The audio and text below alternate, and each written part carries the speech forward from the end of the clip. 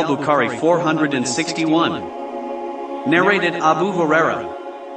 The Prophet said, "Last night a big demon, Afrit, from the jinns came to me and wanted to interrupt my prayers, or said something similar, but Allah enabled me to overpower him.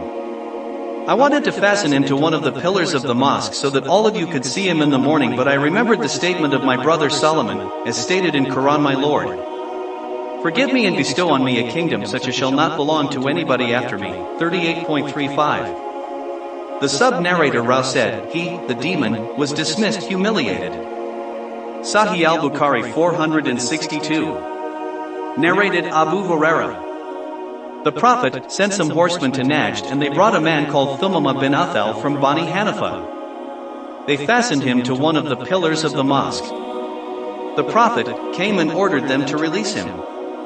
He went to a garden of date palms near the mosque, took a bath and entered the mosque again and said, "None has the right to be worshipped but Allah, and Muhammad is his apostle," i.e. he embraced Islam. Sahih al-Bukhari 463.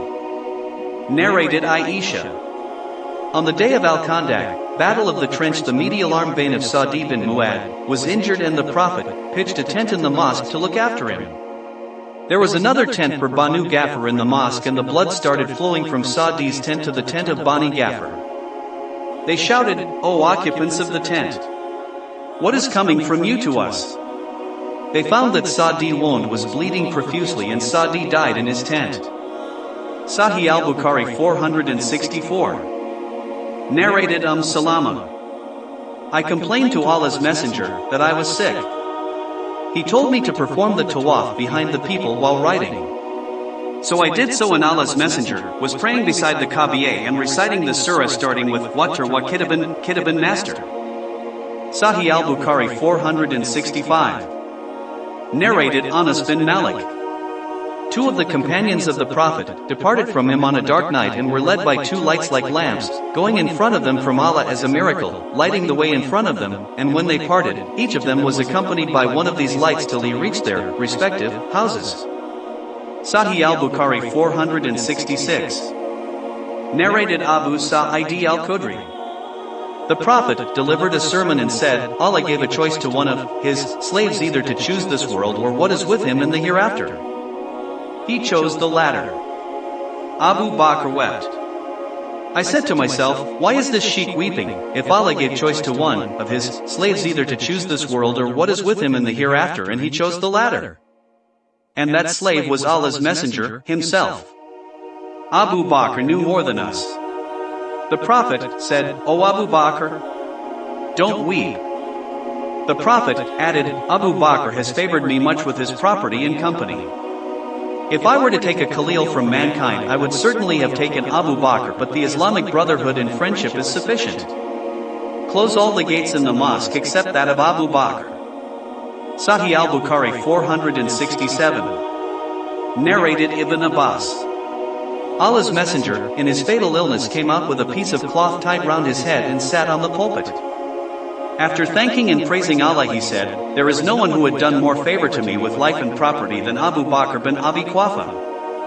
If I were to take a Khalil, I would certainly have taken Abu Bakr, but the Islamic brotherhood is superior. Close all the small doors in this mosque except that of Abu Bakr. Sahih al-Bukhari 468. Narrated Nafi. Ibn Umar said, the Prophet arrived at Mecca and sent for Uthman bin Talha. He opened the gate of the Kaaba and the Prophet, Bilal, Usama bin Zaid and Uthman bin Talha entered the Kaaba and then they closed its door from inside. They stayed there for an hour and then came out. Ibn Umar added, I quickly went to Bilal and asked him whether the Prophet had prayed. Bilal replied, he prayed in it. I asked, where? He replied, between the two pillars. Ibn Umar added, I forgot to ask how many rakat the Prophet had prayed in the Kaaba. Sahih al-Bukhari 469. Narrated Abu Huraira.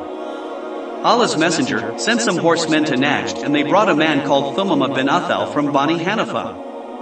They fastened him to one of the pillars of the mosque. Sahih al-Bukhari 470. Narrated Al-Sa'ibi bin Yazid.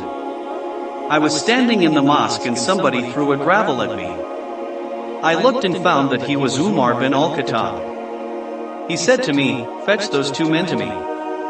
When I did, he said to them, "Who are you? Or, where do you come from?" They replied, "We are from Taif." Umar said, "Were you from this city, Medina? I would have punished you for raising your voices in the mosque of Allah's Messenger."